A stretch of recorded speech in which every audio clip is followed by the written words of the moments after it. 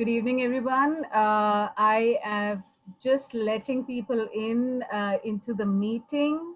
My name is Bhavna. Welcome to the session. I am going to just let people come in. So while you settle down in the place that you're in, find a comfortable place to sit in while you're in this session, and see that you can access the videos if you're accessing it from a laptop or from a phone. You may, from a phone, you may need to swipe right, no pun intended, to be able to see everybody's videos.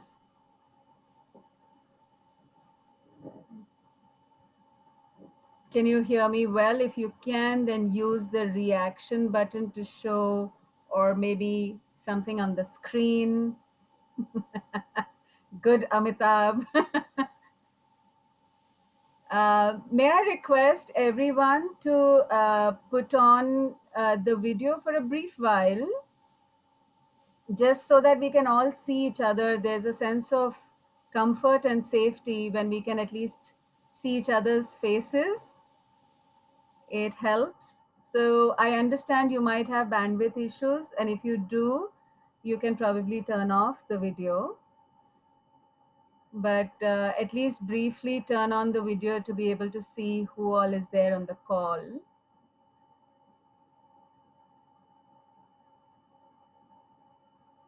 And uh, as all of you are here already, I am going to encourage you to use the chat box. Are you familiar to use the chat box? By now, many of you may have been on many Zoom calls. Can you open the chat box and write one feeling word of what you're feeling right now, and what are you hoping for in this session?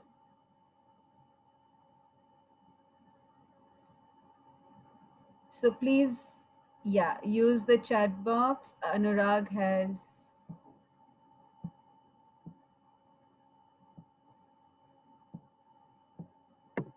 So as you enter this virtual room space, check in with a hello, definitely, but also with what is it that you're feeling and what is it that you're looking forward to.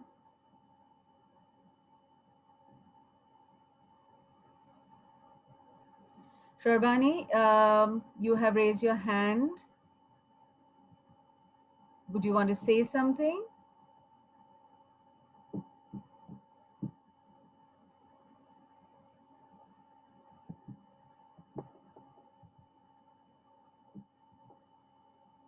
Sharbani?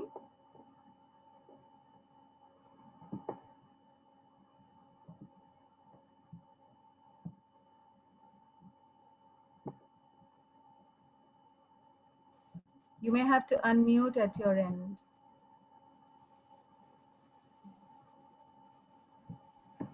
Please use the chat box to say, what is it that you're feeling? What do you hope for? A stable Wi-Fi. Thank you, Amita. Yes.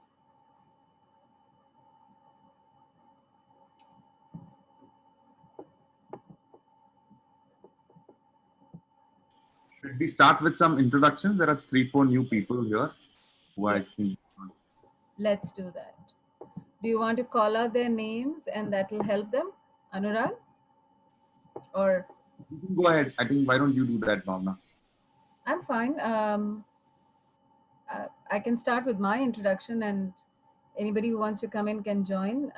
So my name is Bhavna, and I'm a part of an organization called Caregiver Sathi, and I work with Anurag and Amitabh to support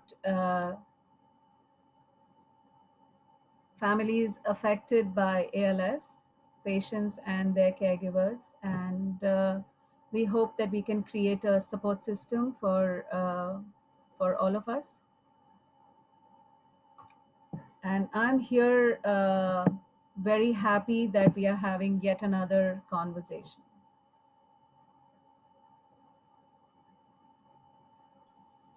I guess we'll go in the order of this. If you just switch to this grid view, after Bhavna is me, then we can go on like that. Yeah. So I'm Anurag, guys. Hi, and my mother was an ALS patient. He was diagnosed in July 2018, and we just lost her in March after quite. I mean, we all are going through the journey, so I don't need to talk about that. But there was a lot of learning and a lot of things we learned through the group and through the WhatsApp groups and sharing of issues and situations and resources, which has completely basically held our hand through the whole journey. So and made her very comfortable. So very grateful to all these connections and just trying to continue that with our um, with this Mumbai chapter of the support group. So, and try to make this happen as often as possible, which is quite a challenge. So yeah, I'm here in that capacity now. Moving on. Mr. Rawat, I think, has gone, so we'll go to Amitabh. Pinakin. Yes, please go. Yeah, yeah. Hi, am I audible? Yes. Okay, my name is Pinakin. I was diagnosed in October 2018, and my progression is a little bit slow, and I'm a little bit active in the group also. I stay in Mumbai, and I'm only on review tour. Otherwise, I'm following all the group messages. Little bit voice has gone down. That is also because of anxiety last 4 months, all corona and all that. So all that anxiety comes up to me. In other words, this is all a mind game. If you are happy and cheerful, then you can win this. Thank you. Thank you and welcome. Mr. Rawat, would you just introduce quickly, sir? Mute, sir.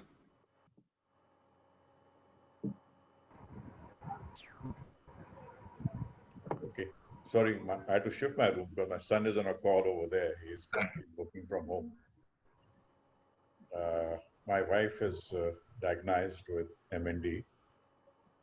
First symptoms in 2017, which was slurring, and that has progressively built on.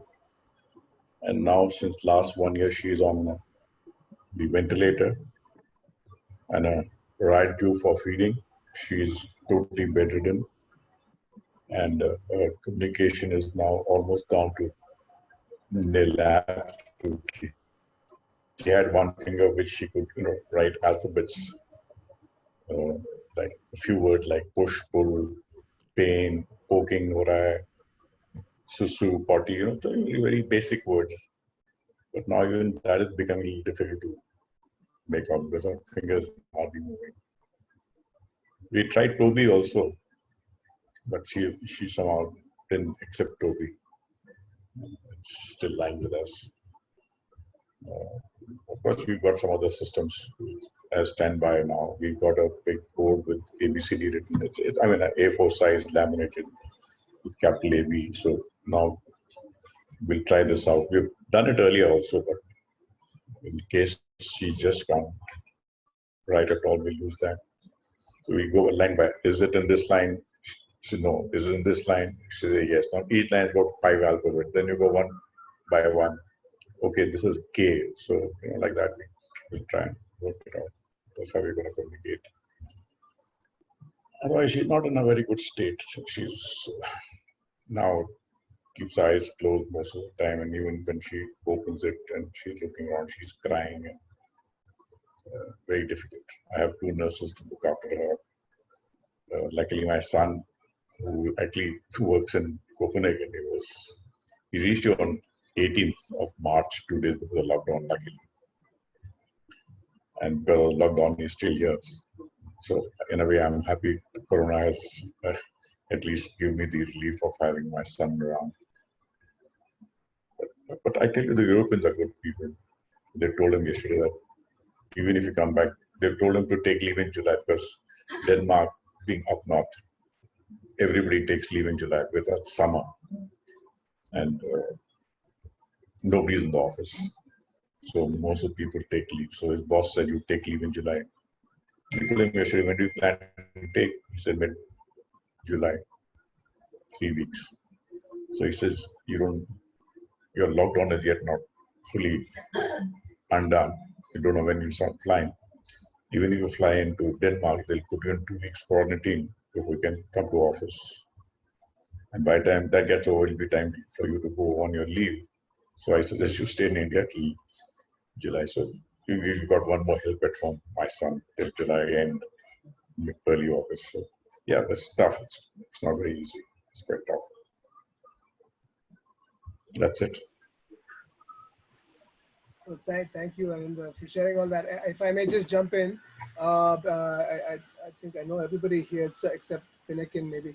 My name is Amitabh, and I've been part of this group for a while, and I'm here because my mother had the disease. She passed away 5 years ago, and you know, we've found that a lot of things have changed since then. And there's a lot, you know, that we can do symptomatically. There's also a community that we've got, you know, sort of going, which has been very useful for everyone to connect and talk. And I want to just quickly, and I normally talk a lot on these calls, so I won't do that, because we've got a bunch of kids here from TCS who are working with us to try and, you know, develop a few products that will be helpful to the community.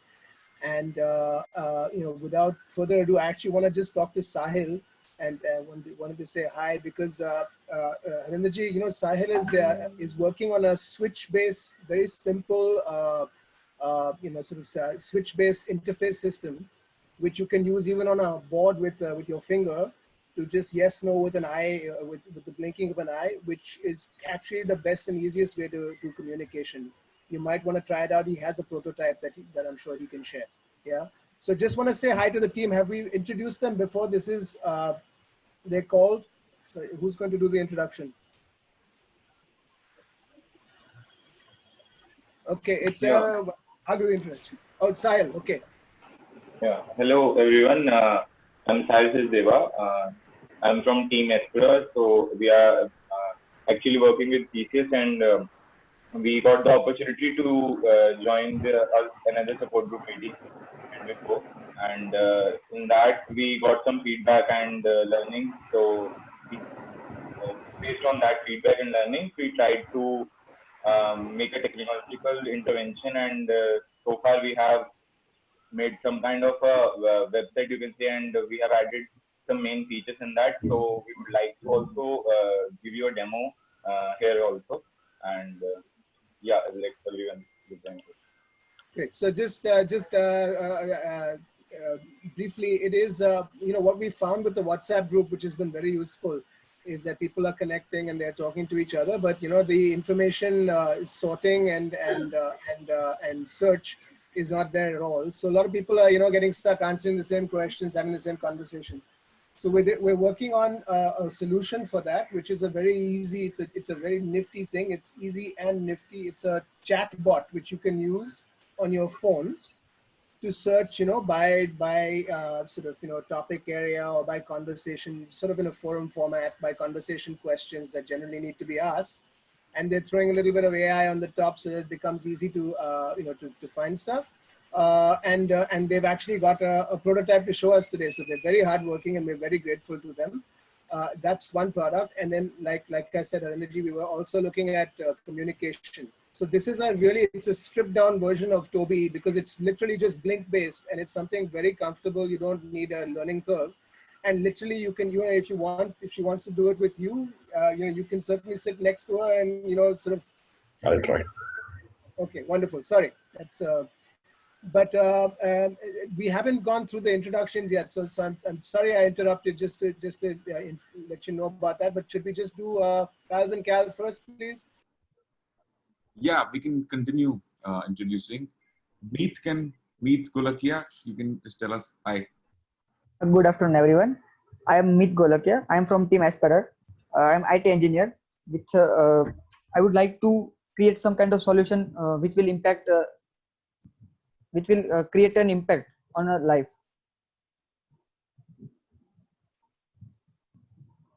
Arundhati. Pinakin already introduced us. Arundhati. Arundhati, it's muted. You'll have to just unmute. Hi everyone, this is Arundhati here. So even I'm an IT engineer and I'm a part of this team as an engineer.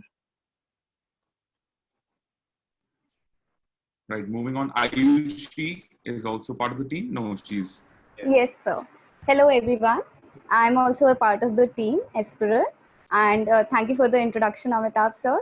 And we are really happy to come on board and help everyone with the platform. And we'll show a demo at the end of the session. So we hope you love it. Thank you. Great. Aishwarya? Good evening, everyone. I'm Aishwarya Athanikar. I'm also a part of Team Espra. I have recently joined this team and I'm a PGDM healthcare management student as well. And I would, my main aim is to bring out some quality and affordable healthcare solutions to everyone and specifically work for this community as well. Thank you. Right. Sarbani?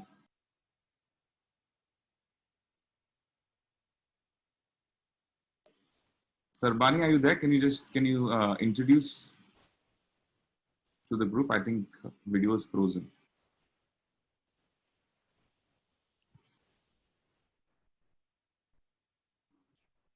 Sarbani, can you hear us?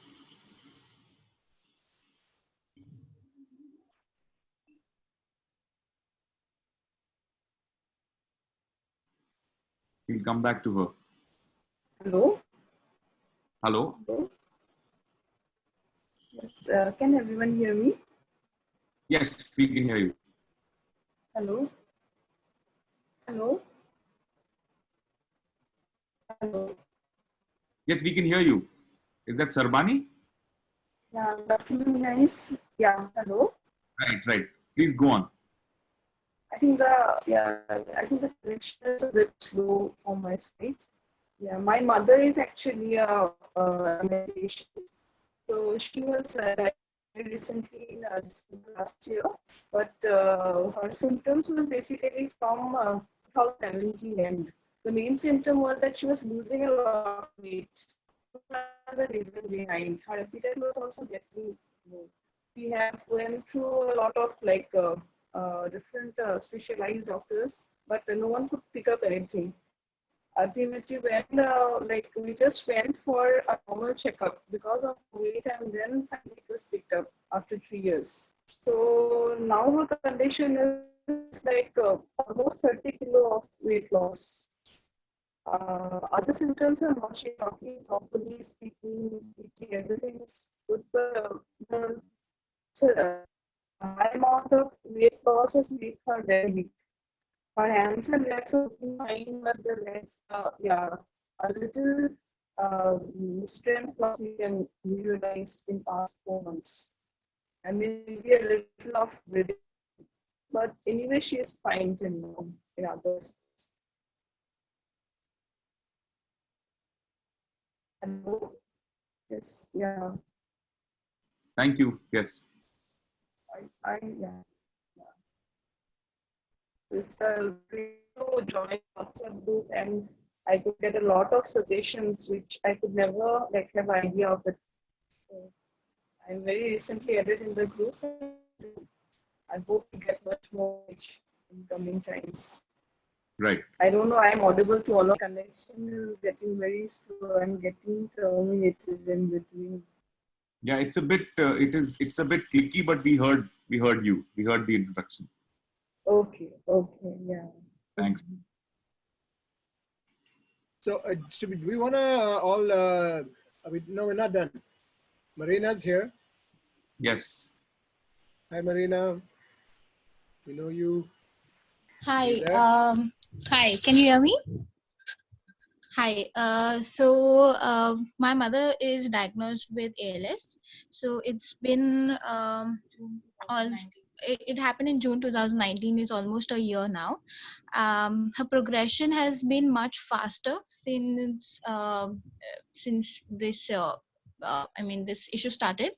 Now she can barely walk. She manages to just stand up and sit for like 2 minutes. Her speech has become a little more bad on a day-to-day basis. She's transitioned to semi-solid foods as well, and so we've been seeing a lot of changes with her fingers and a lot of things we are noticing on a day-to-day basis. And it has been a little tricky and difficult as well, but based on all the suggestions that we've been receiving and all the experiences that we've been hearing about on the group, we've been adapting through these and trying to make things easier for her as well. We're just trying to find some suggestions to help her when she struggles with sleep. She struggles with using her hands a little more, because also her fingers are not straight. And then there are also things like her I would say her mental issue at this point of time and how she's coping up with this as well. There's something that we can do, but then I want to also understand what other people are doing at this point of time. So this is what we're looking to learn from these sessions as well. Right. Thank you. I think Rajiv is here. I can see class 3.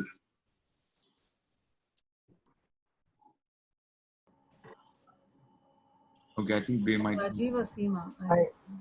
Rajiv. Yeah, hi. I'm there. Rajiv. Hello. Yeah, hi.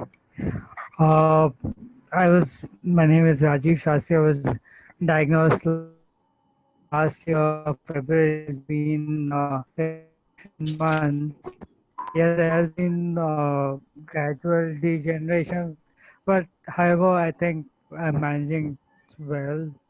Uh, what keeps me going, apart from all the therapies and everything else, is a nutrition, which is more like a timetable. And what makes me really going is my work.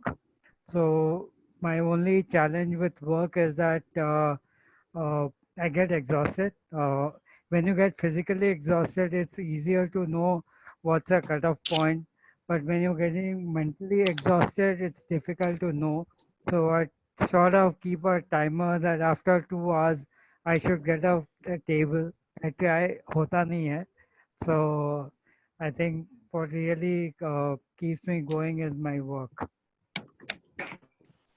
And the awards you've been getting for your work. Can you tell us about those, please? Short speech. Sorry, I couldn't get you. What was the award that you just won? No, this is yeah, basically Black belt. Sorry, it was a what all insurance. medal. Yeah, so it was basically all insurance companies are today struggling to get business due to lockdown because insurance has been a face-to-face selling. But this, for my situation, 50 or 60% of my business over last year, I got it outside Mumbai, and even in Mumbai where I've not met people. So for me, it has been a lockdown that way. So they wanted me to share what I did it over the last year. The other point was my only point to the entire sales was there was that if you have clients' interest in your mind, half the sale is done. And it was basically for selling cancer care as a product. Thanks, Rajiv. I think only Premji is left, which I think everybody knows him, but still we'll have him introduce himself. Hi, Anurag. Can you hear me? Yes, we Hi, can. Prem. Yeah, I Prem, have. Yes, my internet is pretty bad here. So also there are some problems with my camera also. So in any case, my name is Prem Puthur and I'm a caregiver. I've been managing my wife's situation for the last 5 years. She was diagnosed somewhere around 2015, but I think her symptoms started more like 2014, the very first year we came to India. I'm actually, we were settled in the US. I've been in the US for almost 45 years. And after 3.5 years of trying out every possible treatment that you can think of for ALS, my wife said that, finally, why don't you take me back to India? So I basically closed everything in the US and uh, came to India. And I'm settled in a small place called Panchkula, it's close to Chandigarh. And I've been here for almost 2 years now. And I've been taking care of, I have a small ICU type of setup in my apartment. And I've been taking care of my wife. And she's doing okay, considering that it's almost more than 5 years now. But as most of you, I mean, as Rawat said, it's basically depression, and because my wife is really, I mean, like myself, I'm a computer science scientist, and she's also a computer scientist, and she reads every possible thing that is out there. So she knows where this is going, and that's the biggest problem in terms of depression, because she knows this illness, inside out.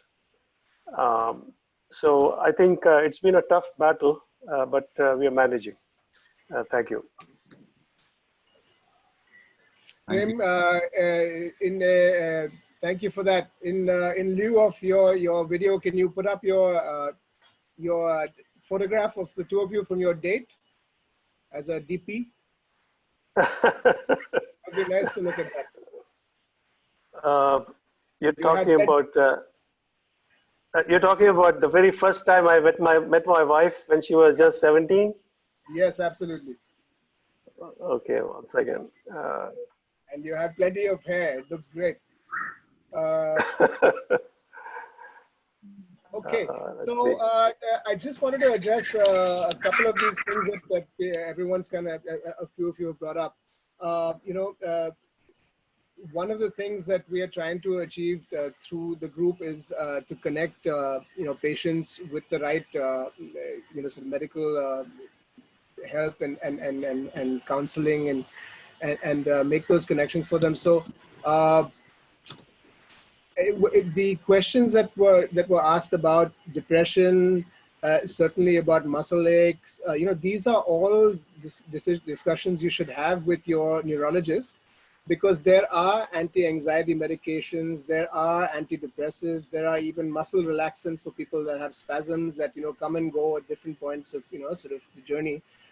So talk about those things, because those need, we can recommend them, but they need to be controlled and titrated so you get the right dosage, so that basically it's an effective dose and it doesn't do any damage. So I would at the end of this, if anyone here does not have a neurologist that they're talking to, then I'm happy to connect you with someone, so you can connect with me outside of that. Anurag, would you like to take us back to just the palliative care piece, so that we can then get to the demonstrations and yeah? Yeah. Another thing I wanted to add was that this is actually our 7th meeting of, like, we had about 4 of them in Bombay when we could meet in real life in the old days, BC. But now online. And we have made quite a bit of... that's 2 days, 2 days. 2 calls. 4 meetings that we had, and some common lessons that we learned. So we will actually make, I was thinking we will, some lessons about nutrition, about when to go for PEG. We had some presentations. We had some gastro doctors coming and presenting about PEG and sharing their findings about what is a good time to go for that. Some of the members here have been a part of those meetings, but there are a lot of new people coming in. So we will actually put the resources, some information, some key information that we have learned through the progress in this group. We'll put it together and share it with the new members and the existing members. But a lot of questions are, I think a lot of new caregivers have the same questions and they can be answered. I had the same questions, and we kind of had the opportunity to meet each other, but it's not possible to do that. After the meeting in real life, we would just get together and talk about certain common things, but that's not possible with limited time. So we'll do that. Apart from that, for today's flow, we are also having a palliative care doctor from Hinduja Hospital, Dr. Jayarajan.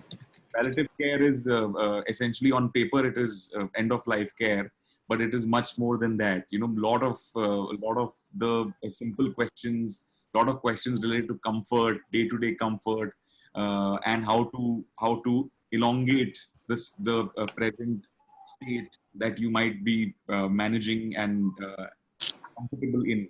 How to make that, how to kind of hold on to that. Those questions are normally answered by palliative care doctors, and some other decisions that need to be made, such as PEG and in our case, PEG and tracheostomy and BiPAP and stuff like that. So they are people who counsel on those decisions, and it's a bit of a vague area of medical in medicine. So I think what Dr. Jayarajan he's one of the most experienced people. We were talking to him for my mother's case, and he has set up a palliative care unit, big one in Kerala, and he was running that for quite a long time. And he has just come to Bombay last year, and he explained to us really well about it. So he's going to join us in about half an hour to just take us through palliative care, and even if there's time and if there is scope, he can probably answer some of these questions related to comfort of ALS patients as well. And he'll have a short presentation about palliative care, because I think it's something that we all need to know more about, because it's something that helps for everyone. So I think before he comes on, which is about another 25 minutes we have, we can have the presentation from the TCS group about the tools, right? Is that what Anurag, I'll just take 1 minute as a transition between the TCS team. I want to build on what you said, which is about palliative care. I think that palliative care is holistic care for the patient and the and everybody in the system, but it is misunderstood.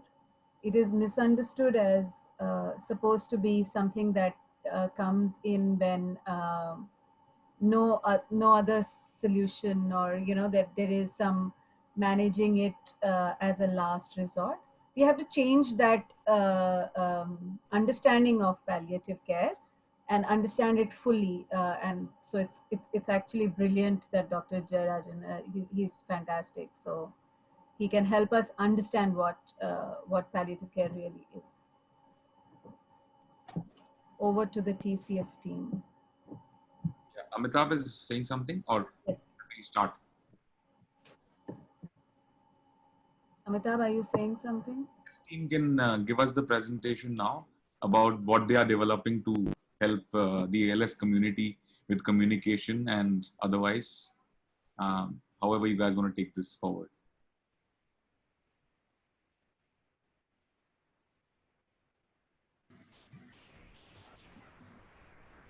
Yes, sir. So we can begin with the demo and a quiet foundation, wherein how did we get to this platform and what all offerings do we have over here. Before that, just a request from Bhavna ma'am, can you please allow me to share the screen, because for now it's been disabled.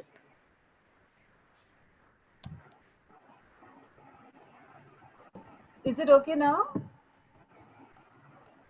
Yes, ma'am. Thank you. Yeah, sure.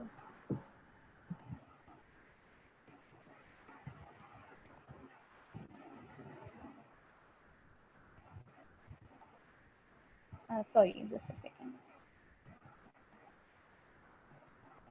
Aishwarya, would you like to take over?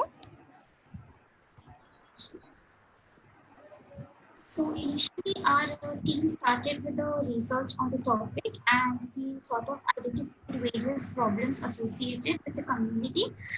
Here I would like to thank Amitabh sir and Prem sir and various other members who helped us in identifying some of the challenges that the community was facing, and hence we narrowed down those and we came up with a solution, which is our website.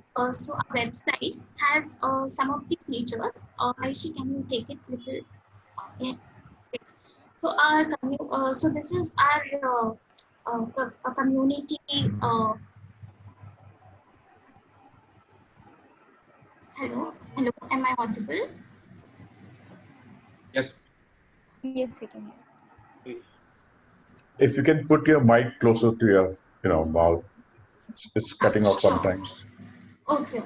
Now is it okay? Yes, please continue. Okay, yeah. So this is our platform. Here, the main features include, first is our MNT Connect. The MNT Connect is a space, basically here we would try to connect all the community members where they can share their experiences, their thoughts, their concerns and queries. Here they can also know the community better. So this is basically a sort of forum where we would like all the community members to come and ask their query.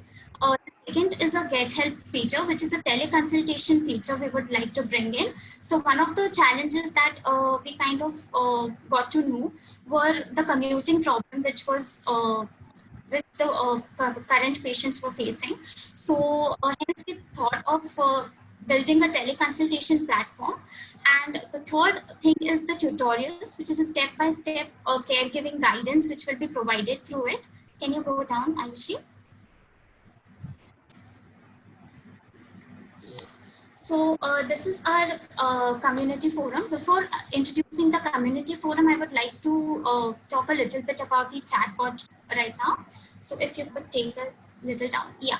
So one of the challenge that we got to know was that the support in the support group, there were a lot of frequently asked questions and had to be replied again and again. And they could also not go back and check the ones, if a new member just joined in, they would not know what was the discussion prior. So hence what we thought of to introduce a chatbot which will actually answer the frequently asked questions. So here we can see a snapshot. We'll also show you the demo shortly. It will answer all the queries and with the most significant answers. The next feature is the community forum.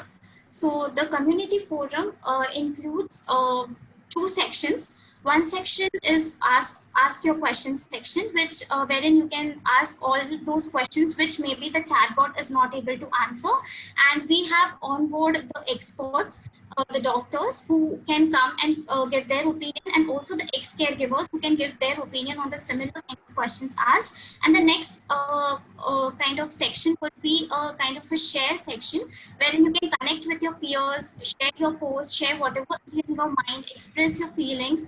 So that's how the two sections is there for the community forum. So now our team will take you to the demo part. Yes. So yeah. So we'll be showing the demo in four basic areas with the help of four basic user journeys. Let's say there's a we have realized throughout the journey of forming this platform that there are various uncertainty, various specularity about what happens in MND and what does not happen. So for that concern, we have introduced this chatbot, which you can find on the home screen only, and I can also just a second. Yeah. So here it comes with an onboarding message, and let's say if a patient has really quick questions, which are what are the symptoms? Let's say what are the symptoms of MND? What are the symptoms? So you can just put it and get the answer. These answers have been validated from some of the caregivers like Amitabh sir and Prem sir, and we'll work more on providing the best answers over here. Also, if one has time and wants to explore the options provided over here, we have various options wherein you can know more about MND. You can know why you should join us or join our online community, and you can also contact us. So if we explore the know more about community forum, here we have provided few buckets for easier navigation of the patient. Let's say the patient wants to know about treatment. These are some of the frequently asked questions in the treatment question, but also the patient can ask something of his own. So if we want to know can ALS MND be treated, there will be a standard answer for that. If he wants to ask more questions, he can ask more questions, and he can also go back to the main menu. Here we'll also know why should I join this community. For the questions that are not being answered, we'll redirect the patient to post the same question on the forum so that he can get the queries resolved from the people that we have on board on our community.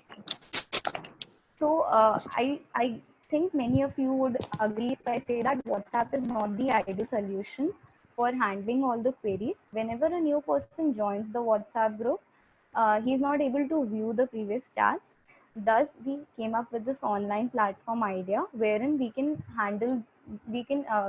close those gaps, and we can create a better platform for all the communications. Let's go to the community now.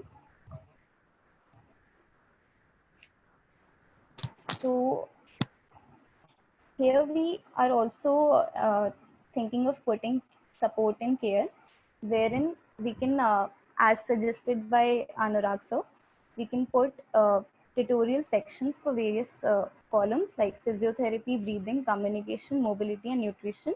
Here we'll provide the best practices of caregiving, and we're planning to make the tutorials in form of video, wherein the caregiver can come and learn each and every aspect of the caregiving. We also have resources wherein we talk about research and books and movies on the same.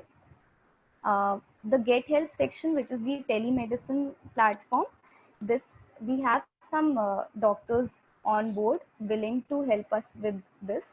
So we'll be introducing the telemedicine platform wherein you can book the consultations with the doctors in the platform itself.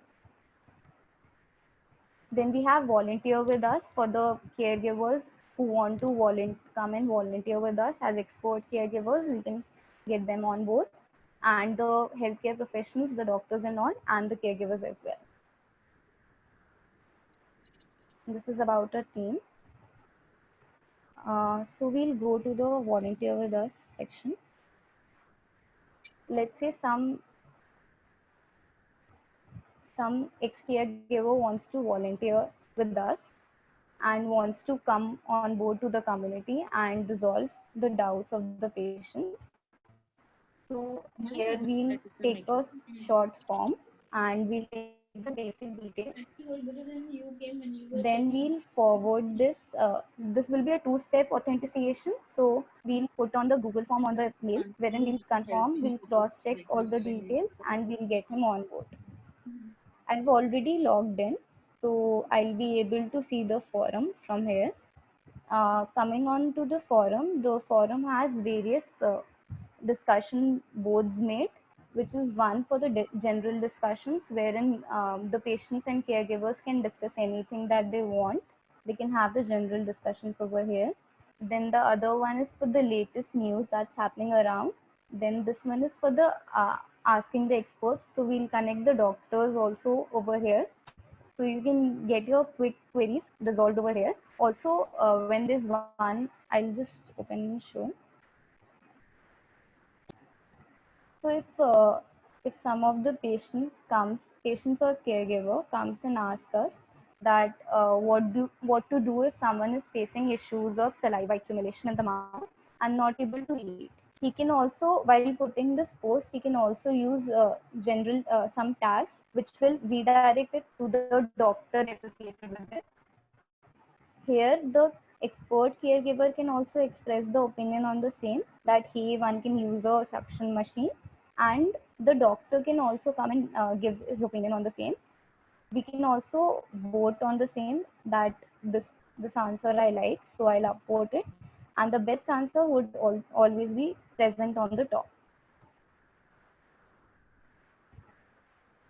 Also, while creating a post, when we go to the ask the expert, and let's say I do not want to go to all this navigation, I just want to create a new post and post my query. And if the query is already been resolved, here the similar questions would appear, so that the same question is not being asked repeatedly. But if the caregiver has some other doubt, let's say when should I consider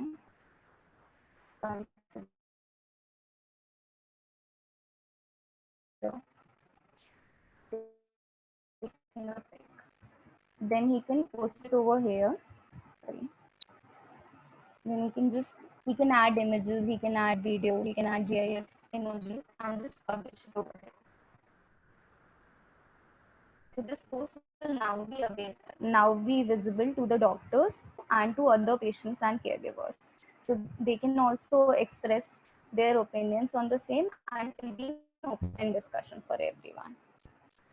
For the cases where the caregiver is not willing to share the information with everyone, we have a more closed group known as Let's Discuss, wherein they can post the more uh, private conversations and maybe things that they do not want to address to a doctor, but just to the expert caregivers or to their patients.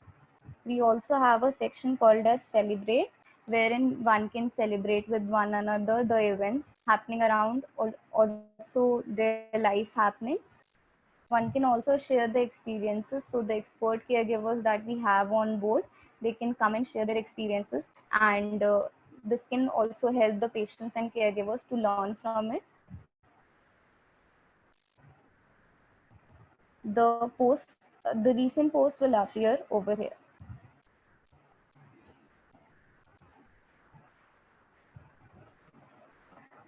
Regarding the special privileges that are available to the expert caregivers, we'll keep the moderation so that so that the vulnerability is preserved of the platform. We can also see the badges provided to the people joining the community. So the expert caregiver has various other benefits too, wherein he can choose the best answer of the post. He can also assign the badges to the caregivers and patients. One who are more active on the group can assign a rising star badge to that patient or caregiver as well.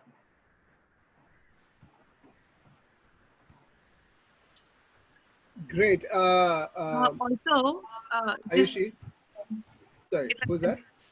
This is Arundhati here. Yeah. Yeah. So I just want to say, we're covering off on a lot of great detail. There's some great functionalities here. Just in the interest of time, because we've got a couple of 10 minutes left, and people are here with a couple of questions as well.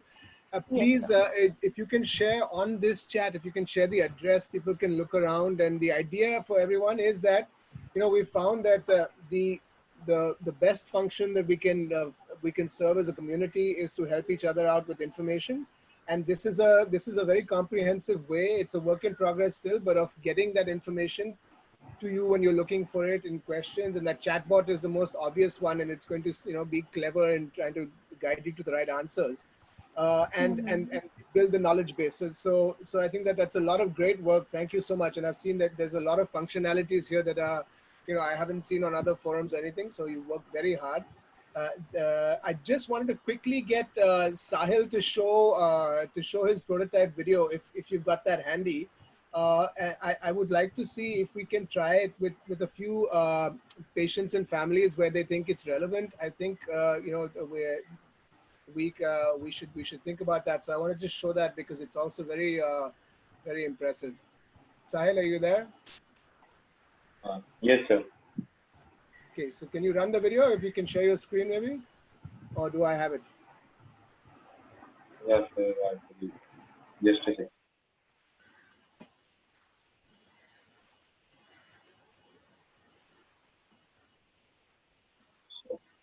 Okay, and while he's bringing that up, since time is a little short, does anyone have anything they'd like to discuss or ask or comment on? This is the chatting session. Yes, Yeah, one quick question. What I find difficult in the WhatsApp group, there is so much of information which comes in every day, and supposing you want to search that particular query of yours or somebody else who's answered well, you may have to probably run the chats forward 10 minutes to find where it was, and sometimes may not even find it. So what our chat group luckily has done, something which is relevant to the ventilators, they've made a separate group. So if anything that is to be done or to be queried about a ventilator, you don't have to go to this ALS group. You just go to that home ICU group. So same thing in this web that you have made. I'm asking the TCS people. There'll be so many information which will keep coming in, and I think you explained it very well. That, for example, if you just type the word saliva, so any answer which have been given on saliva will come up. So that's, I think, a very good thing. So that if I want to ask anything, something, let's say about a BiPAP, I don't have to keep screening through the last 4 months what happened where. I'll get the answer straight away. So I think that's a good move. And if there's a room for improvement, just have a look at that. Yeah, I think I was also going to say that that's the most important thing that will get solved. With WhatsApp, there's a linear sequence. So, to look at for something, you have to go and do a search. While the search is there in WhatsApp, it's a lot of information. And this is kind of laid out. Also for new caregivers to look at basics and the frequently asked questions, which have the same answer. People like Premji has been, he has pasted his answer when I had joined the group. He had already posted it 2-3 times, which was very educative.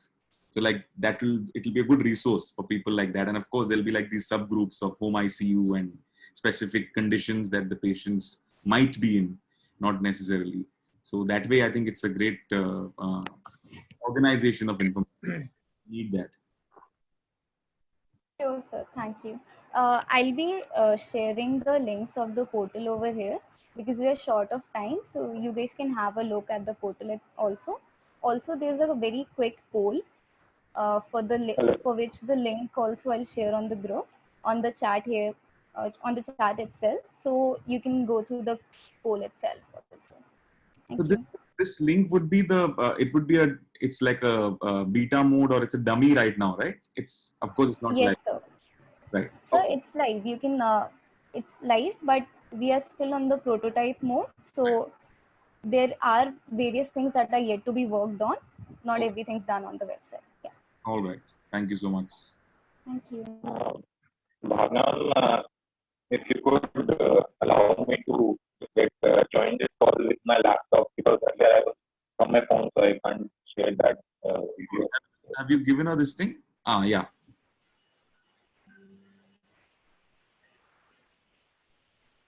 Hang on. Yeah. Thank you.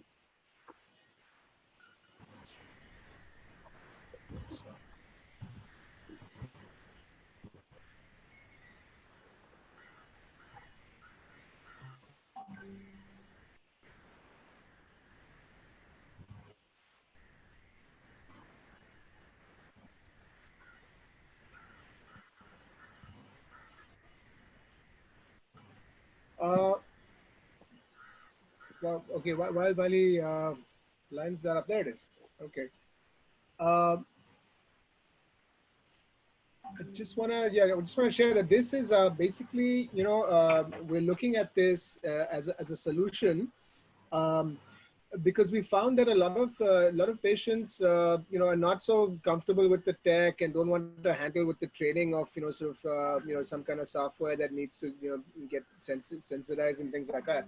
This is a much simpler solution that switch box we can, I'm sure, replace with something more discrete in time. But if you take a look at the functionality, it's very clever. And also right now it's working with a static keyboard that's going from A to Z. You can do a smart keyboard. There's smarter keyboards that build sentences just the way that predictive sort of programs do, and they're nice big alphabets, easy to navigate. So just take a look at this and how this works. It's really quite encouraging, and I think Sahil better get to work on producing many quickly for everyone. Yeah, thank you so much, sir. Yeah, should I start the video?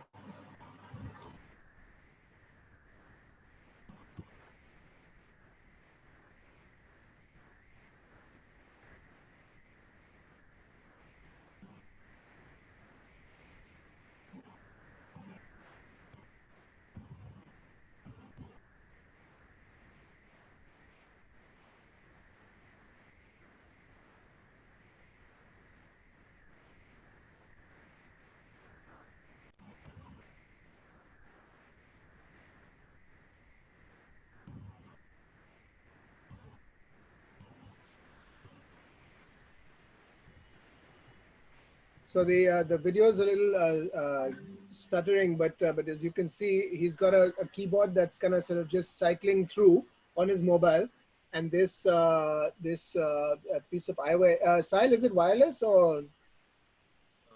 It's wireless, Bluetooth connected through Bluetooth. Yeah. So obviously we can get a smaller rig, and they're quite inexpensive. But as you can see, he goes through the, it's easy to go through a keyboard and then just blink. It's not that strenuous. You're not tracking across the screen. So even the fatigue level is quite low. And then you can just build sentences like this. This is a rudimentary keyboard, but there are, very simple and many available that, basically can do things a lot smarter and faster. So we're looking into integrating those two pieces. Sahil, can you tell us about the hardware? This is something obviously you made yourself, but can we get this camera anywhere and make these for ourselves, or?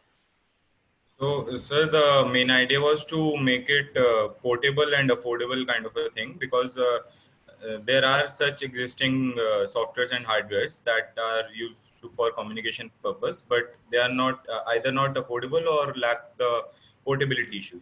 So I used a simple IR sensor so that it can detect blink detections, and it's connected through Bluetooth to the software, and when array of characters like A to Z appears on the mobile screen, so the character which is appearing on the mobile screen, and if I blink, so the IR sensor detects the blink, and it types that same character in the type message bar.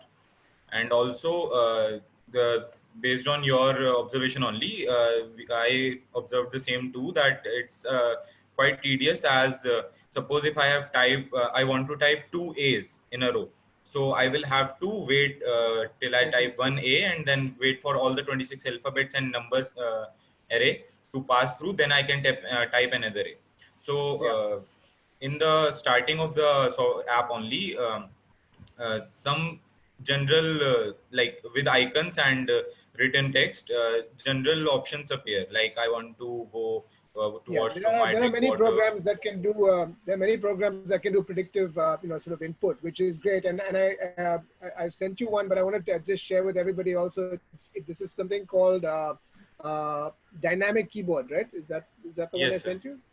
Okay, Yes, so just if you just search for it, if you're curious, dynamic keyboard, one word. It's an open source free software which has a very lovely predictive keyboard that, it's almost a pleasure to work with. You put together words and sentences predictively much faster. So Sahil and I are going to take a look at what we can get from them, whether we can use it to develop an app and a piece of software that we can use ourselves, and also to do this in a vernacular languages. But what I want to just suggest here is that while we're working on this, if there's anyone who would like to try it out, then we'd be very grateful that we can get you a prototype, and we can just sit and just play around with it and see how it works. Yeah. So if anyone would like to volunteer, you could do that later. Yep. Okay, that's two hands up. Okay, very good.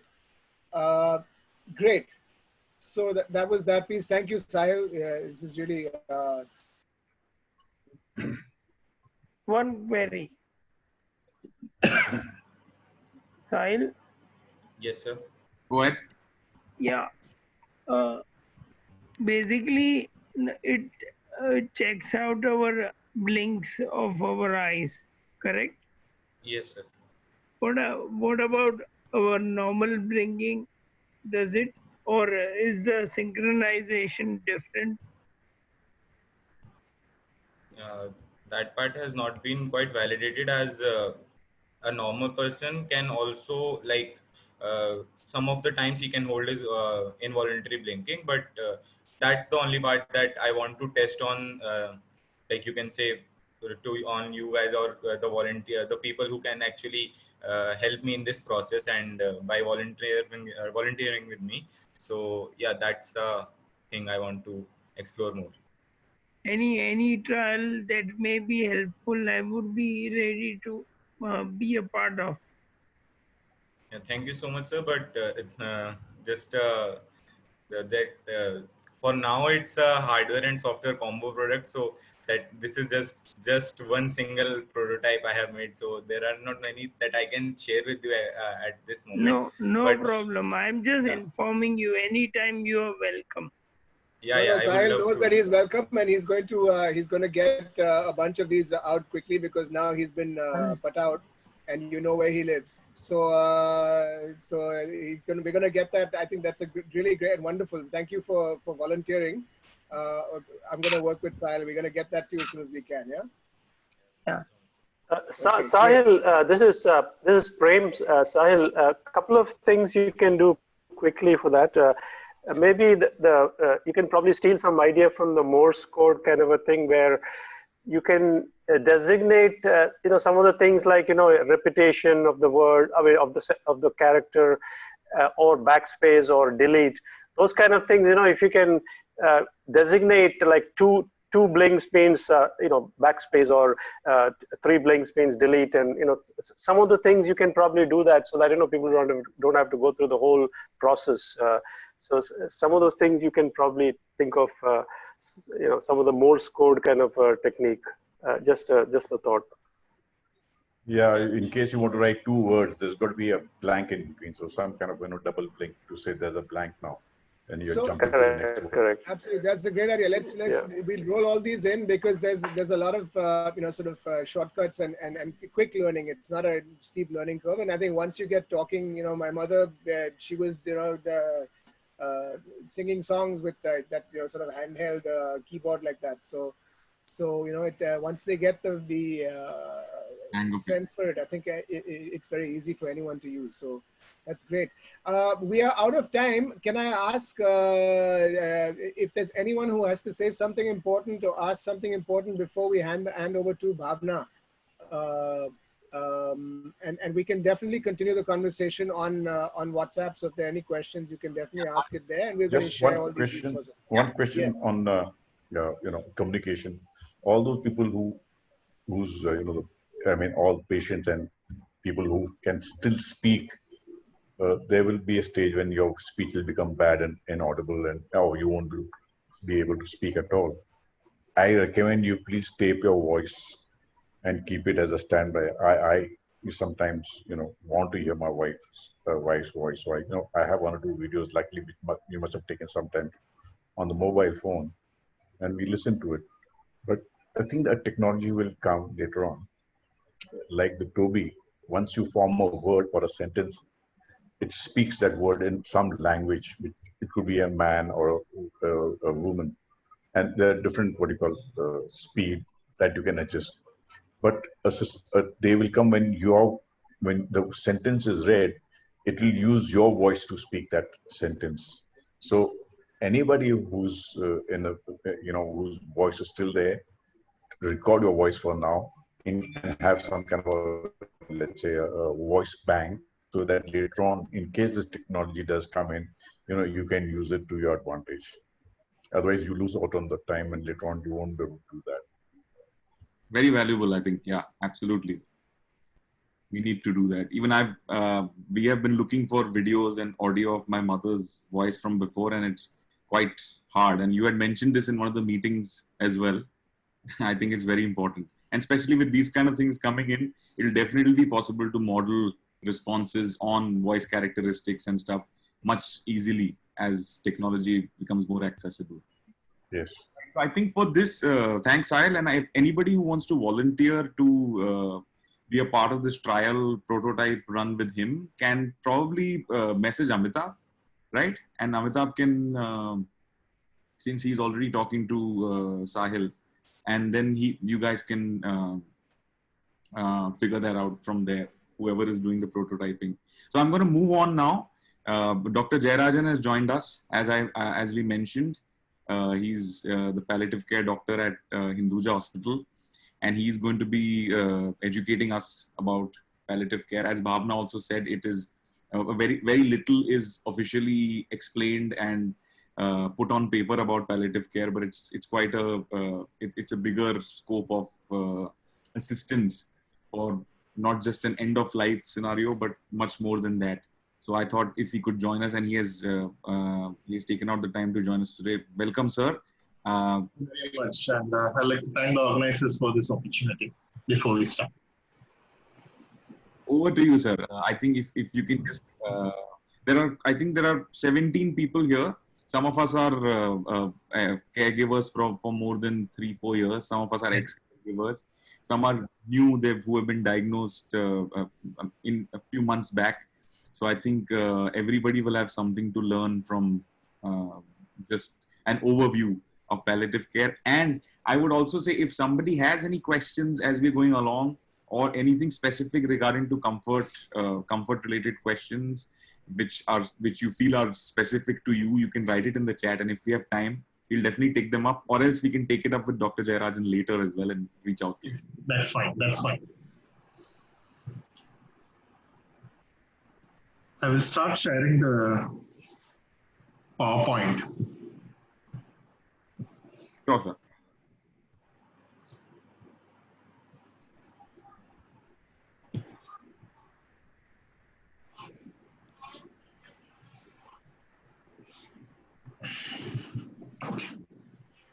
Basically, I'm a palliative care physician working presently at Hinduja. Just give you a short introduction who I am and where I am from before I start the program. I'm basically from Kerala. I've been practicing palliative medicine with NGOs basically. And last year, 5 years ago, I came to Mumbai, and I was instrumental and was part of a program of home-based palliative care, which was initiated in 2015, Alke Engineers Bilimoria Foundation. I'm sure at least a couple of your members know about them also. Last year, I joined Hinduja Hospital, and I've been there since the past one year. Basically, I'm not trying to use a case of MND or ALS to present palliative care. I'm just going to talk about how palliative care can help, and I will try to put a case study, some case history which I have used, to make you understand how palliative care can make a difference in patients with life-limiting illnesses. Basically, as all of you will understand, that there are 5 systems of medicine practiced in India, including modern medicine, Ayurveda, Siddha, Unani, and homeopathy. But I would take you through the history to make you understand that, let us know why palliative care became necessary. If you check before 1950, in the late 40s, that's the time when we started antibiotics, penicillin. And before that, basically it was allopathic medicine. Basically, it meant that you would alleviate symptoms and take care of patients. But once the 1940s, late 1940s onwards, we started making a lot of progress in finding, investigative procedures like X-rays, discoveries regarding antibiotics, multiple antibiotics, chemotherapy agents, surgeries. Basically, we made a lot more advances. So suddenly, the medicine, the way we practice changed from allopathic modern medicine, where goals started changing to treating the patient and curing the patient. And there was a change. And what happened is that the ethical aspects as well as communication aspects, etc., started being sidelined in the medical education curriculum. And we found that attitude of physician or the medical field towards the patient and care changed from an equal partnership between patient and family with the medical personnel to something like a paternalistic attitude where we the medical field say what you should do so that you can be cured. But over that period of time, although there was much more success in treating the patients, we found that not all people can be cured, and the satisfaction level was also on the lower side. So modern medicine basically has three branches. Basically preventive medicine, therapeutic medicine, and curative medicine and palliative medicine. So everyone knows what is preventive medicine. Basically, we start vaccinations. Oral polio is one of the best examples. Another one is smallpox vaccine. Now, multiple vaccines. So we try to prevent as much as possible all the diseases that we can, but not all diseases can be prevented. So once we get a disease, it's very easy. I mean, you go to a hospital and we will, as part of medicine, try to cure you of the disease. This is a word from one of the hospitals in Mumbai. But over a period of time, once medicine started making big strides, we found that not all diseases can be cured, first and foremost. And not only that, we also found that some diseases, even though they are not life-threatening, it leaves patients with a very, very low quality of life. Primarily, they're bedridden. Example is a traumatic paralysis. So there were a lot of potential. There were so many conditions which palliative care became necessary. One of the either it was progressive life-limiting illnesses or sometimes it is fatal, something like stroke, traumatic head injury, limb not having enough blood supply, again the intestines losing blood supply, basaltic ischemia, and even of course brain damage secondary to some amount of ischemia. That's oxygen not being delivered adequately. But more often than not, palliative care was delivered to diseases, patients with diseases like cancer, AIDS, and usually it was cancer basically first, and then later on to organ failure like kidney, liver, lung, heart, and also neurodegenerative diseases like motor neuron disease. Why is palliative care necessary? Even though we have made a lot of strides in management of cancer,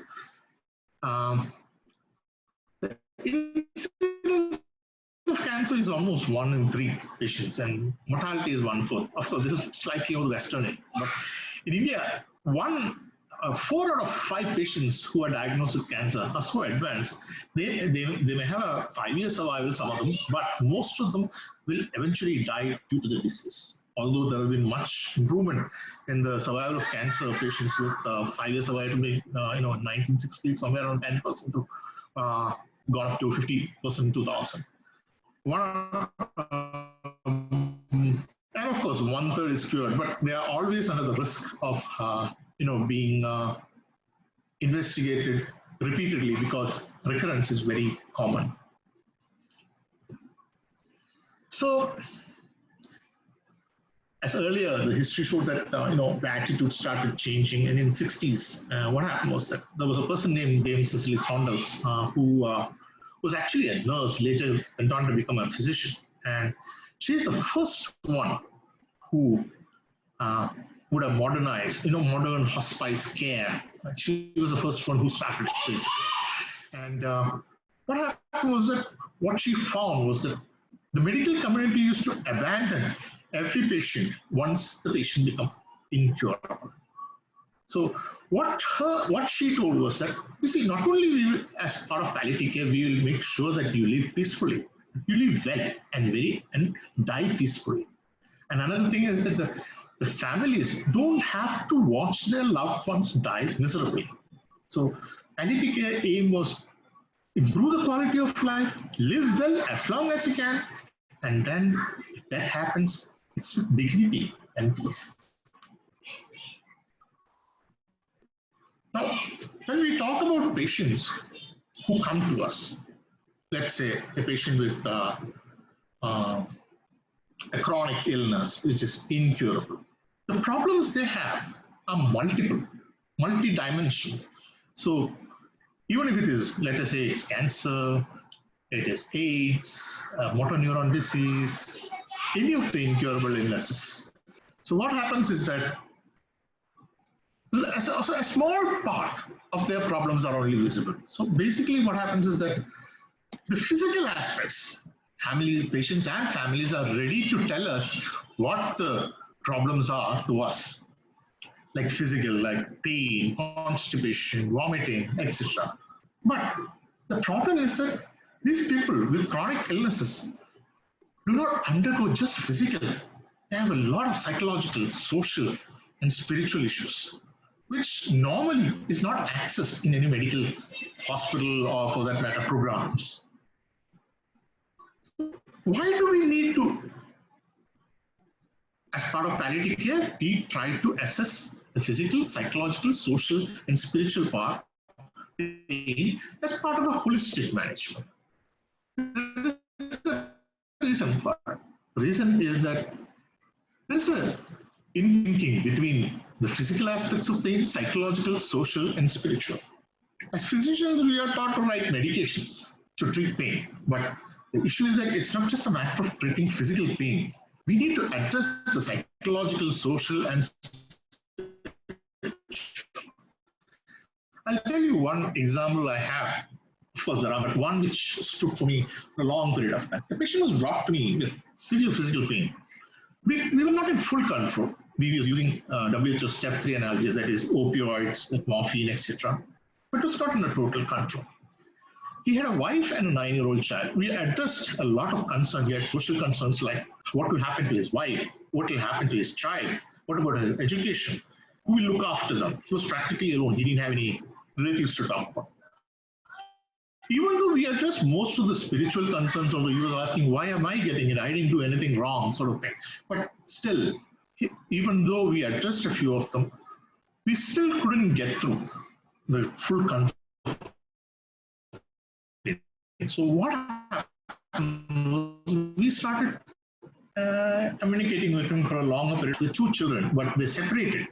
Even his second wife did not know that. So what we did was that we asked him, would he like to meet? Although he said no later, he said maybe. So we used volunteers to access the family of that first wife and his children. The children had never met him for almost 10 to 12 years. And the thing was that the volunteers went there, saw the wife, and she said, surely I'll come and meet. And they came and met. As soon as the family came and met him, it was a very cordial meeting. But as soon as that was done, we found that pain management was much better. Pain control was much better. Even the medications could be brought down. So as part of palliative care, we usually address the psychological, social, spiritual, and even the physical aspects of the multidimensional aspects of pain. As far as palliative care is concerned, most of the times, we find that it is given at end of life. I know just now the speaker told me that, it's not just end of life. Absolutely right. Think about a patient who is coming, a 35-year-old patient who was brought to me once. She was a young patient. She had breast cancer and she was in the first stage. But she was brought to us because she was psychologically so down and she didn't know what was happening. So we did converse with her. We had multiple sessions, and over a period of time, she went on for treatment, etc. So palliative care usually should start a diagnosis because patients and families don't know what they're going to go through. Most of the times, the medical teams and oncology teams or whoever is treating don't have the time to look to the psychological, social, spiritual aspect, the patient and the family. And what happens is that over a period of time, they have a lot of psychological issues and it impacts even the treatment because the compliance, that is, patients don't follow proper treatment and even the families feel that whatever is happening is not right. He's not getting the correct response. So palliative care does address all these aspects. So ideally, it should start from the diagnosis towards the complete trajectory of the illness so that, they can have a total support and total pain management during the entire course of illness. There is a reason why we ask that palliative care should be instituted early in patients with life-threatening illnesses. One study showed that patients who one group had patients with lung cancer with only oncological standard treatments, and the other set with oncology as well as palliative care instituted early. Found that not only did the patients live longer, they had better compliance, and not only that, they had lesser aggressive measures at the end of life. People with palliative care tend to decide, at a time when they feel it's no longer responding, they are more in line with not continuing more treatments just because there are treatments available. So how do we deliver palliative care? So it is multidisciplinary. It's not just a palliative care doctor and nurse, etc. We have multiple volunteers in Kerala and all. It's vast. Multiple volunteers come in and they bring in patients. They make aware to the community as well as patients that palliative care is available. We also use the psychologists, other specialists like occupational therapists, physiotherapists, etc., to address other concerns. Advisors are basically kept as advisors because they are non-medical people, totally non-medical people who are like spiritual leaders, philosophers, friends, family members, etc. But the main component of the team is patient and family. So the team evolves a plan around the patient and family, which is conducive to them, that is agreeable to them, and in consultation with them. No treatments are instituted unless and until patient and family are agreeable to it. Palliative care is not about adding, living longer. Of course, some studies do say that if you give palliative care, you do tend to live longer. Not that much, but a few months probably. But it's about improving the quality of life of the patient associated with life-threatening illnesses. So what happens is that even if we can't add, he is dying. He knows he is dying. But during that period of time, we make sure that the quality of life is maintained very well. So we address the psychological, social, spiritual, and physical aspects of pain which the patient has secondary to the disease. It's about having realistic hope also.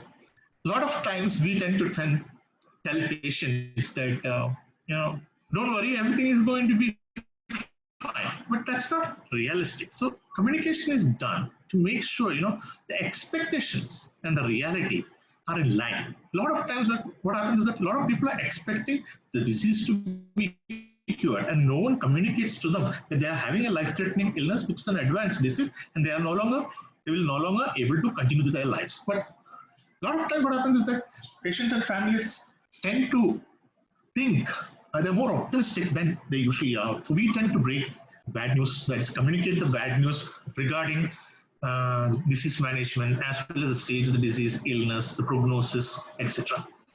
So palliative care is giving realistic hope. What is the realistic hope? Good symptom management, good quality of life, end of life care with death with dignity and honor. We try to avoid by communication again. A lot of times people come to us with stage 4 disease, so advanced, and they'll say they are no longer treating, but they are doing palliative care. But then they keep on asking, shall we do a CT scan to, MRI, whatever, to find out what is the stage of the disease? So we communicate to them, what do you think is going to happen if you're no longer treating a disease? They understand the disease is progressing. So we tell them that it's not really necessary. So the technology, although available, if it is appropriate, we will use it. But all the inappropriate and futile interventions, the ICUs admissions, the ventilators, the tracheostomies, the intubation, the CPRs, this what we basically saying that the patient goes into cardiac arrest, we start the cardiac resuscitation, followed by intubation, ventilation, ICU admission, and if the BP falls, we will start with vasopressors, these are medicines to induce, make sure the BP is maintained, etc., which are actually futile. Not only that, sometimes patients keep asking, when the patients' families keep asking, why don't we give so much IV fluids? But research shows that it's not really necessary in the dying phase to give IV fluids, and it's best avoided. But so we try to keep it low tech as much as possible. That's high touch. That means basically we look after the psychological, social, and spiritual aspects, good communication, shared decision making. These are implemented so that palliative care is implemented in the right way. What's the difference between curative and palliative? Palliative is very clear. In curative, you always look at disease. You never look at the person as such. Oh yes, a lot of doctors do tend to look at the patient, but many do not look at the patient at all. It's the disease-focused treatment. It is, idea is clearly make sure that the life is prolonged and cure the disease and make sure death does not happen. Once the patient is advanced, what the patient needs actually is patient-centered care. That means the patient and family's issues have to be addressed. Life enhancing, it's not about improving the length of the life. It's actually making sure that whatever life remains, that the quality of life is maintained. Healing. Basically, what do we mean by healing? We might mistake it for curing. Basically, it's not. We make sure that the patient and the family gets to know the proper diagnosis, what to expect, what not to expect, and not only that, make sure that their relationships are also healed, not just with themselves, but with the disease, with the family, with neighbors, with the community, with everyone in general. So that is one of the aims of palliative care, by communication and shared decision making. And we accept that the death will happen, but we make sure death is not, death is dignified and peaceful. So palliative care is all about making a difference. And it's, what are the components basically? It's basically what we talk about is compassion, companionship, comfort, care, and practical help. And believe me, volunteers from a lot of from part of care, in especially giving care at home and practical help, even companionship. ALS. We have been looking after patients with motor neuron disease also. So basically what we do is that usually we don't get them early. We get them when the disease is really advanced. But nowadays we are getting them slightly early, within 6 months of diagnosis, etc. And as it is, the lifespan is short. Not that long either, but some can live long enough also. So we basically start with communication of bad news. I used to have a patient with our neurologist had referred. So the patient family was did not know for sure that patient was having a disease. How we managed was that when I met him, patient and wife were there. Patient had already lost speech, but he could understand everything. He would not. So I asked, the wife was explaining everything. So I asked him what they understood by the disease. So what she told me was very clear. The doctors told me that this is incurable. Okay, so I asked him, what do you mean by that? He will live. It's okay. You can't cure the disease, but he will live. He will not have any problems as such, but he will live a long life, but he will not be able to talk, he will not be able to move. That we understand, but it's okay. So I asked who was actually the decision maker. Actually, we thought it was his son, and his son came. His son also said the same thing, but he didn't understand. When we communicated the bad news, saying that, you see, this patient is having ALS. What we mean by incurable is that he will eventually die due to the disease. That part has not been fully explained, that they didn't understand whatever might have been the communication done. Later, we sent in our psychologist also and continued to give support. One of the issues was regarding tech. Sometimes we tend to assume that someone is the decision maker, but eventually when the peg was to be done, what the patient's family told us was that tech should not be done. So I asked them why. We don't want a hole. So we told them exactly what was going to happen, that it has to be a rise tube or it has to be a peg. Otherwise, he's going to aspirate. But the thing is, the family did not agree. But eventually, after communication and all information was put on the table, they agreed. But again, what happened was the patient mother was still alive. The patient was just around 50. And the patient's mother told us, no, I don't want a tube. And although she was convinced that the tube was necessary, the patient family did not allow for the peg insertion.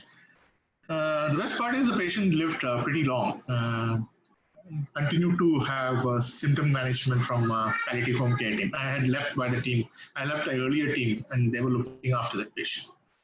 We do a lot of symptom management also in patients with ALS, especially at the end of life care and end of life decisions. Where would you like to be at the end of life? Do you want to be in a home, at your home or hospital? Where would you like to be? So there are a lot of issues turn up, regarding symptoms. Will I suffer? Will my breathlessness become? Some people know that they're already breathless. Breathlessness become an issue at the end of life. So we tell them that we can manage breathlessness. We use morphine and lorazepam, and one of our patients is actually in one of your groups, and that's how I'm sure I was brought in. And we do end of life care. We look after the home ventilation aspect. We tell them what exactly they can expect from that, and once the death happens, the psychologist or social worker gives support to them.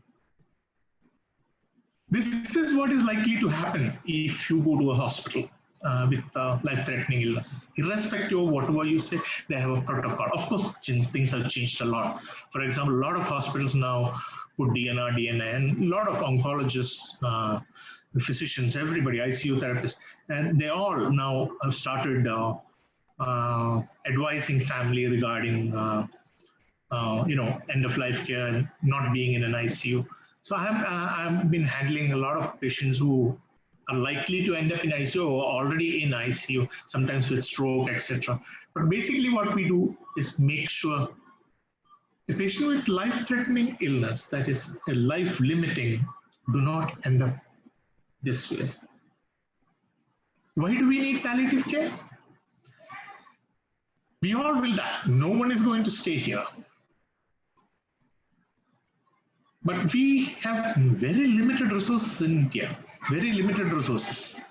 Kerala has a lot of resources, but still it's very limited all over India. If we do not develop resources today, and if we do not develop plans on how we provide care now, we will need to we need to think, how will we be provided care when it becomes our turn to receive care? Thank you. Great. Thank you, sir, for that. I think that is quite a detailed explanation of palliative care. We actually needed, there has been, I wanted this to happen also because there has been a lot of talk about palliative care in the groups, but a lot of people are not clear about what is the range. Everybody's in a different stage of the disease and the caregivers are confused about what kind of help they need. So, if further than this, if anybody has any questions to address Dr. Jayarajan right now, they can put it on the chat or they can send it on the group later and I can get them answered by him as well, whatever is more convenient. I think we will not engage him for a really long time. But of course, if anybody wants to reach out to him as well and they want to consult him or anything for their decision making or to understand what kind of help they can get or what kind of support or decision making they need assistance with, then of course I can share the number as well for whoever needs, because we were also working with him because our neurologist was in Hinduja and we were referred to him. So thanks again, sir, for joining on short notice, and we hope you will be able to join us again if we need to talk to you. I'll put my number up on your chat, so I'll send it to you. All right.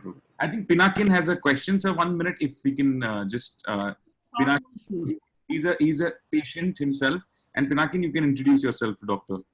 Sure. Yeah. Good evening, doctor. Good evening. It was a great presentation. Thank you for all the information. Sure. Only one thing I may defy, it is the positive attitude that you said. As in, I look forward to Mr. Dr. Professor Stephen Hawking's life.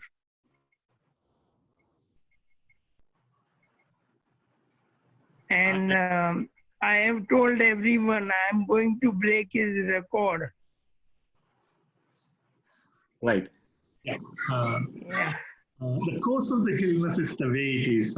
We do not. Yeah. We cannot say for sure. There are people who live very long also. Yeah. That's why I said there is no question of saying that this is only limited time, only this much would be there. No, we don't. We say take one day at a time. Keep a rolling horizon. How do we keep hope up in a patient? We tell everyone, keep a rolling horizon. Let's say what I can do right now, and then tell them plan for the next week. Correct. Correct. We to live life with dignity and happiness. One thing is for sure. Whatever happens, happens. There is nobody in this world who is going to live forever. Nobody. Correct. Correct.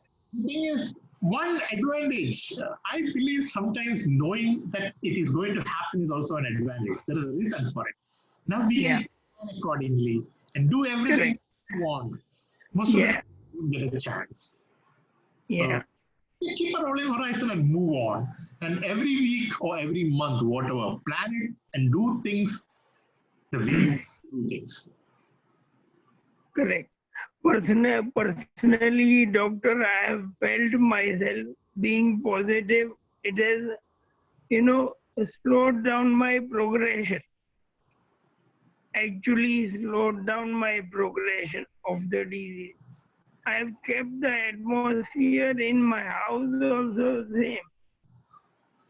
I try to do everything on my own, and at the last moment, if required, then I take caregiver's help. Even in this group, I have not added my caregiver. I am myself my caregiver. Everybody knows that. But again, thank you, doctor. I'll be taking your support maybe 30, 40 years down the line. I put it another way. Anytime you want, you let me know. Okay? Sure, sir. Thank you.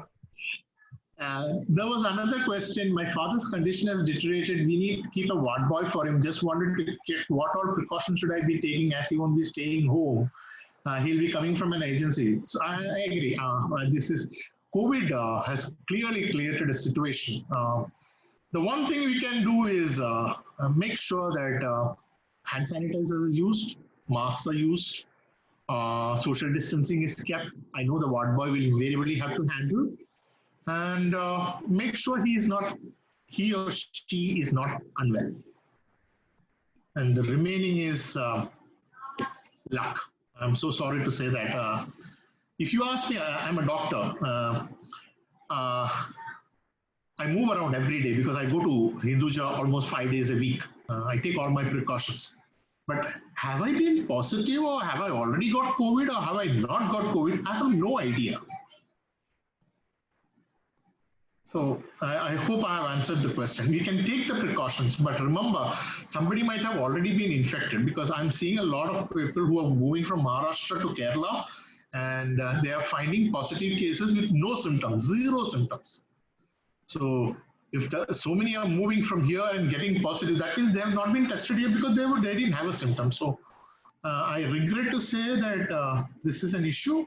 But as far as the patient is concerned, remember, if the breathing is compromised and he gets a COVID infection and goes into the lungs, there is a risk much higher inability to survive. The life longevity is compromised, no doubt about that, if there is a COVID situation arising for the patient. I think that's good. I think Yashna is, she's heard you. Yes. Great. Thank you. Anybody else would like to respond to anything or ask doctor anything? We can, or we can take the questions later as well. I think we have had a very exciting / interesting meeting today with some new members, also bringing some good perspectives and some prototypes shown of a forum that we are trying to put together. Doctor will also share that with you. In fact, if you have any suggestions or any resources which you feel that can be... I will, I know you have a support group, but I have not sent anyone to that side. So, but we do get very less patients of MND. MND as it is not uncommon, but I will try to send them to you so that they can get support also. Sure. And what they are, the TCS team from Tata Consultancy Services, they have shown interest in developing some tools for MND patients.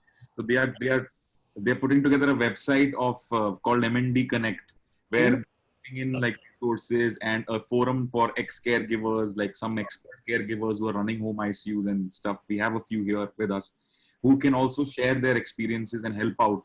Because of WhatsApp is a slightly linear, limiting resource. It's hard to look for information.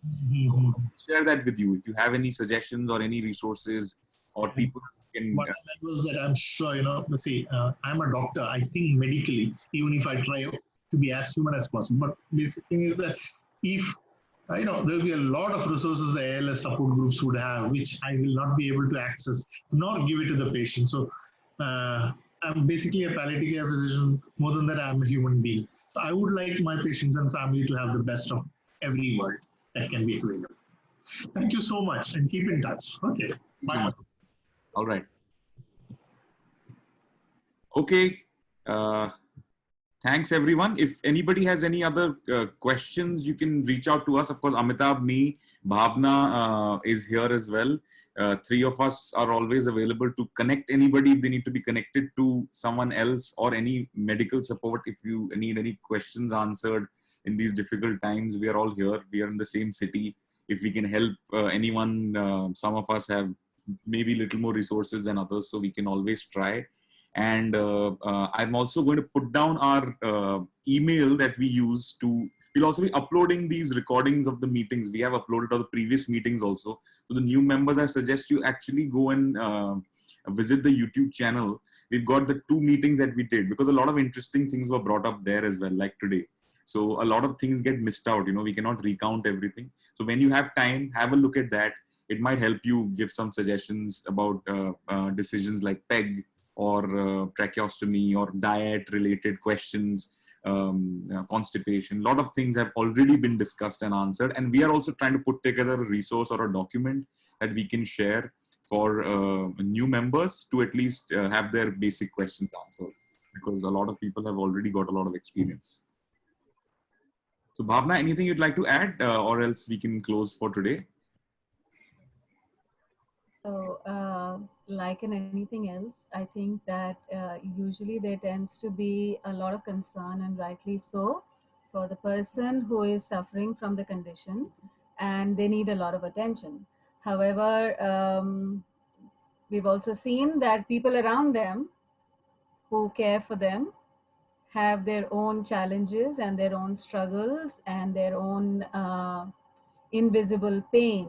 So their pain is of the emotional kind and of a different kind. And I would like for the family members to know that we care for them and that we see their pain and their struggles as caregivers, which might not be disease related, but which might be about, everything else. So, I think it was mentioned that healing is important and living one's full life is important and being pain-free is important. So that equally applies to caregivers, and I would want to encourage both patients as well as caregivers. I think they need to look after each other. So if caregivers want some support, and if they want to join the caregiver support groups, which are only for caregivers across a variety of medical conditions, then they can join the caregiver support groups. Also on the website, caregiversathi.co.in, we have a lot of resources for the emotional and mental well-being of caregivers. So we would be very keen if you can, share your stories, tell us what you need, and find resources and support for yourself. The offering is for caregivers in general. So use the website, use the support group. We have a Facebook group. You have the, social media handles. We have an app as well. Tell us if there's some way that we can support you better.